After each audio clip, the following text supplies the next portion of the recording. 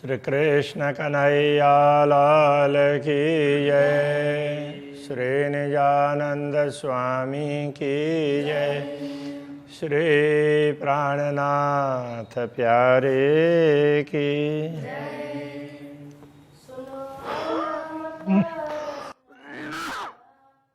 और सुनियो मोमिना, जो हुक्म कहे तो हित करा, हक रसना के गुना।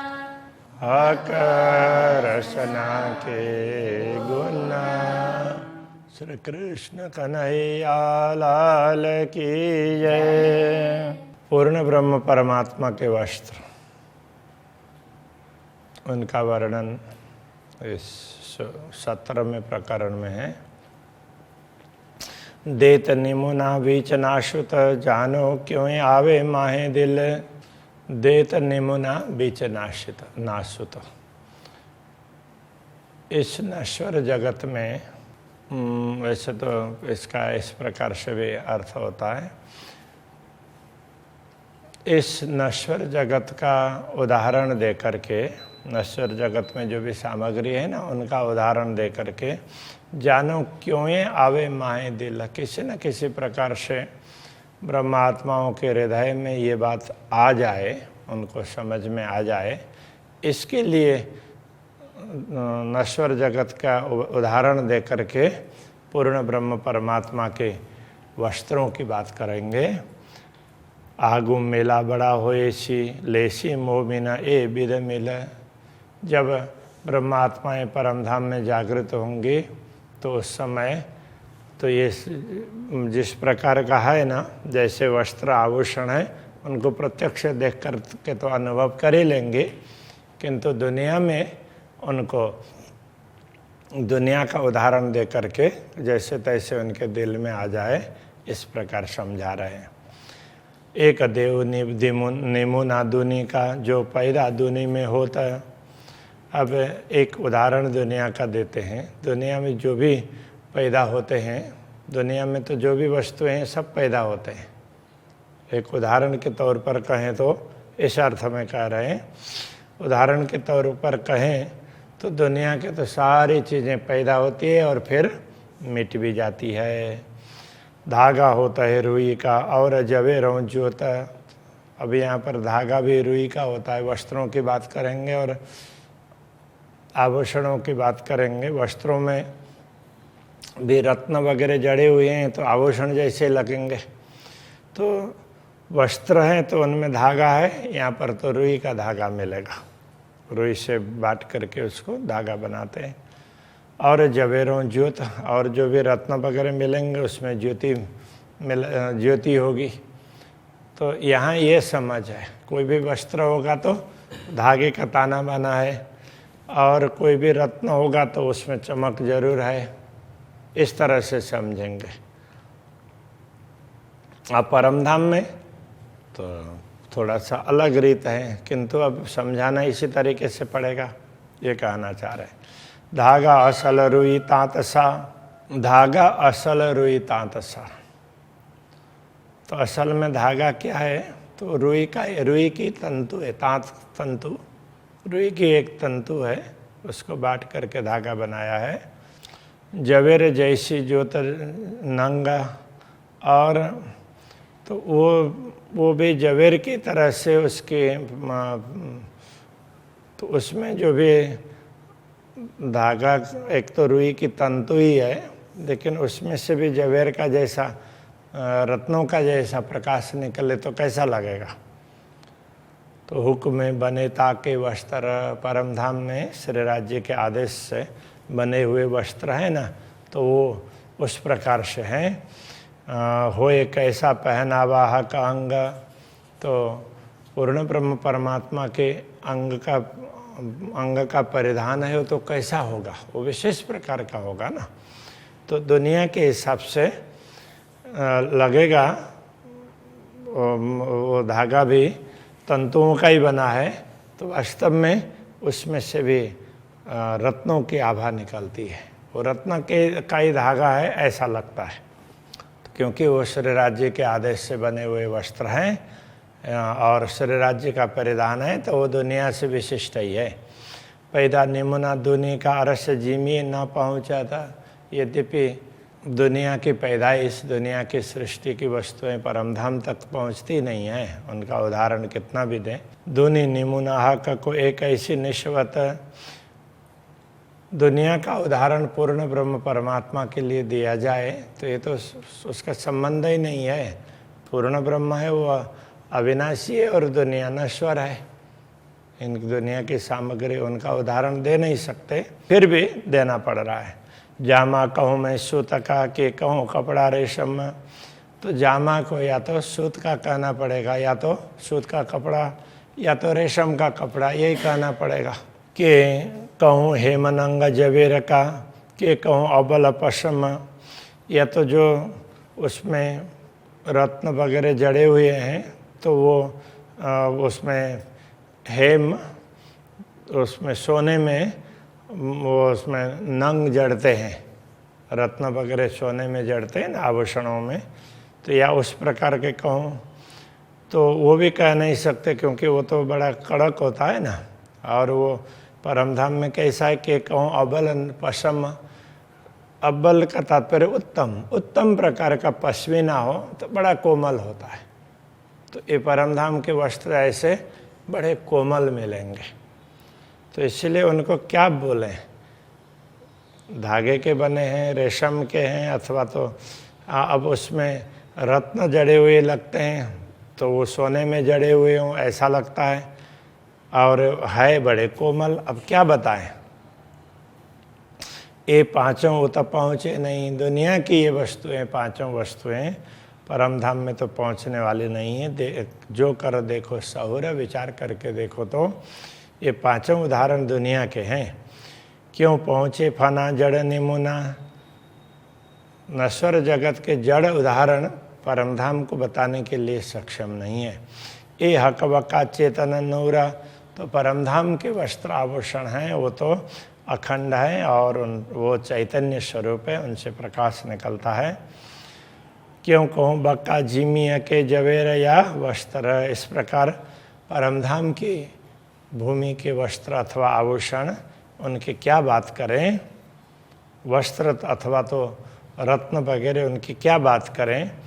शोभी रूह के अंग को शोभा कहिए क्यों कर, और वे वस्त्र आभूषण भी आत्मा के अंग को सुशोभित करने वाले हैं, इसलिए उनकी शोभा का क्या वर्णन करें। जो चीज़ पैदा झीमी की सो दूसरी कही जात, भूमि में पैदा होने वाली चीज़ें अंग से अलग मानी जाती है। चीज़ दूसरी वाहिदत्त में कैसे कर समात, परमधाम की वस्तुएं हैं वो अलग प्रकार की, वो अखंड शाश्वत है, तो वो परमधाम की वस्तुओं में दुनिया की कैसे समाएगी, तो उनकी तुलना ही नहीं हो सकती है। कहने का तात्पर्य ये है। हक इल्म चुप कर न सकूं, ब्रह्म ज्ञान के कारण पूर्ण ब्रह्म परमात्मा ने ज्ञान दिया है, इसलिए चुप भी नहीं रह सकते, और शब्द में ना आवे सिफत, और उनकी महिमा का शब्दों के द्वारा व्यक्त भी नहीं की जा सकती। ताथे हुक्म कहता है सुनो जामे की जुगत, इसलिए मैं तो कुछ भी कहने के लिए समर्थ नहीं हूँ, किंतु श्री राज्य का आदेश कहला रहा है, इसलिए हे ब्रह्मात्माओं आप ध्यान से सुनना, ये कह रहे हैं। श्री राज्य के जामे की जुगत, जामे की युक्ति कैसे, जामा किस प्रकार का है उसको जरा ध्यान से सुनना। पर कछु का निमुने बिना नजरों ना आवे तफावत, कुछ उदाहरण नहीं देंगे तो अंतर दिखाई नहीं देगा। तो चुप से तो कछु कया भला, कुछ ना कहें, मौन रहने से तो कुछ कहना ही ठीक है। रुआ कछु पावे लज्जत, कुछ कहेंगे तो आत्मा को कुछ न कुछ स्वाद तो मिलेगा। जिनको नहीं दिख रहा है उनको लगेगा ना हाँ ऐसा होगा, ऐसा अनुमान कर सकते हैं, इसलिए उनको स्वाद तो मिलेगा। ये दिल में ले देखिए, दिल में ऐसा लेकर के देखना। अर्श धागा है नंग, ये धागा और रत्न है वो सब परमधाम के हैं।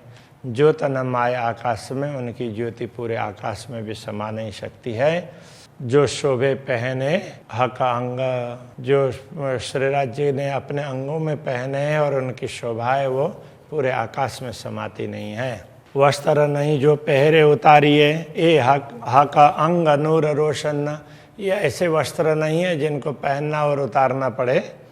ये तो श्री राज्य के अंगों का ही प्रकाश है, वो वस्त्र और आभूषण की तरह से दिखाई देते हैं।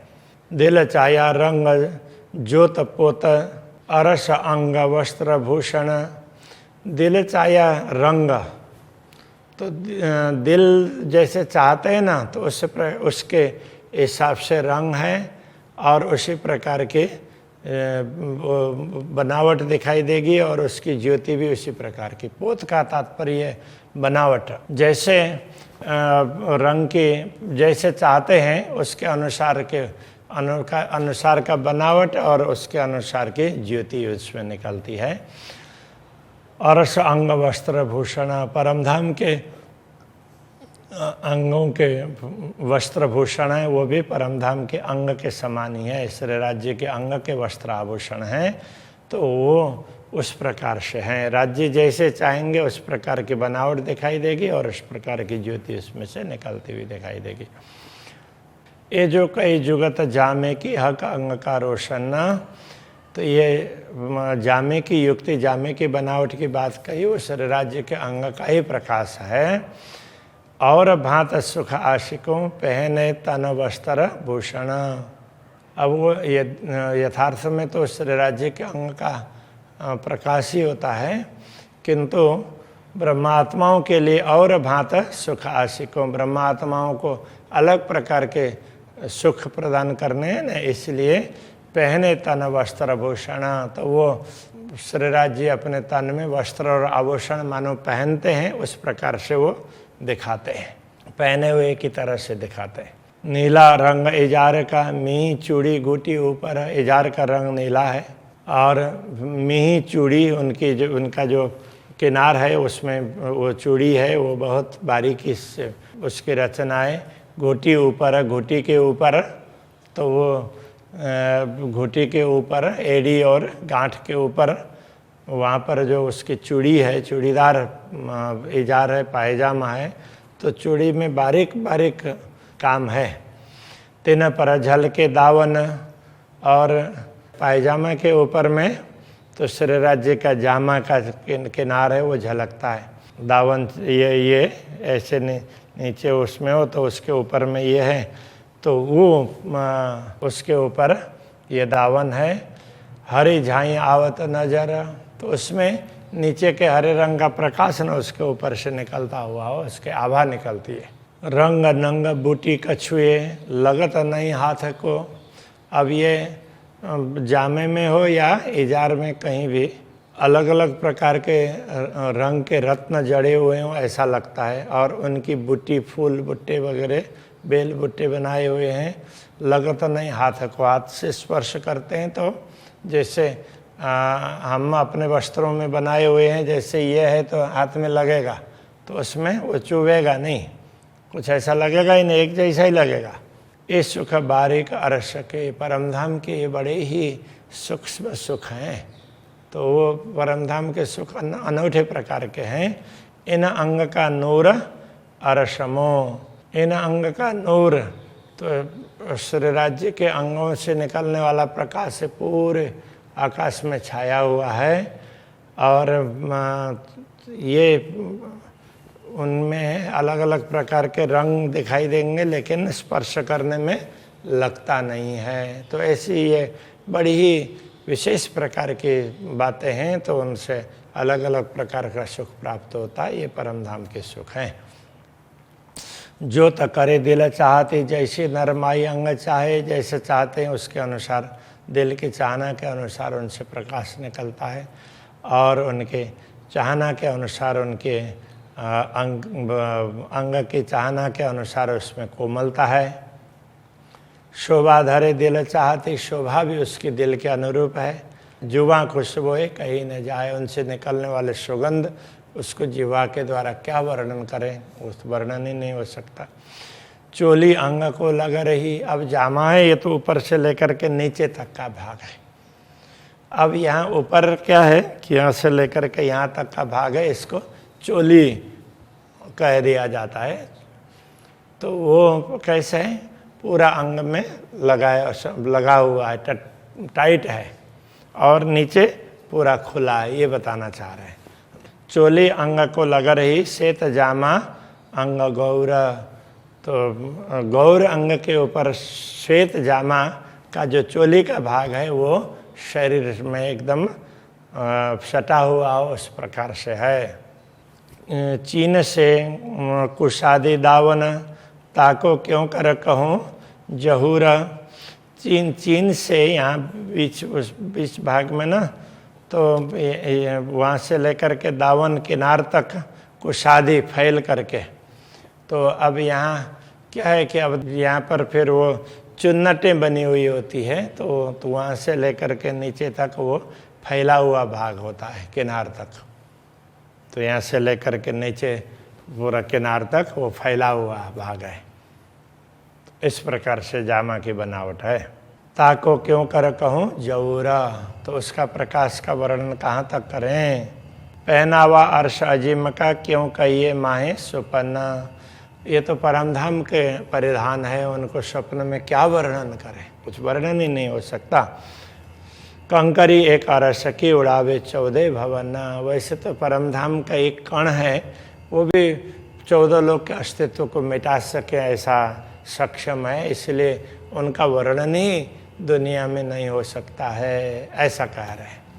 श्री कृष्ण कन्हैया लाल की जय।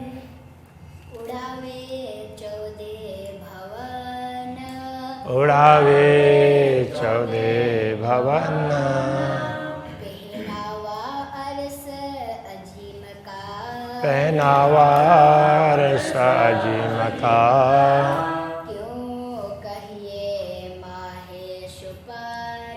क्यों कहिए माहे सुपन्ना। कंकरी एक अर्श की, कंकरी एक अरस की, उड़ावे 14 भवन, उड़ावे 14 भवन, उड़ावे 14 भवन, उड़ावे 14 भवन। कृष्ण कन्हैया लाल की जय, श्री सद्गुरु महाराज की जय, श्री प्राणनाथ प्यारे की जय।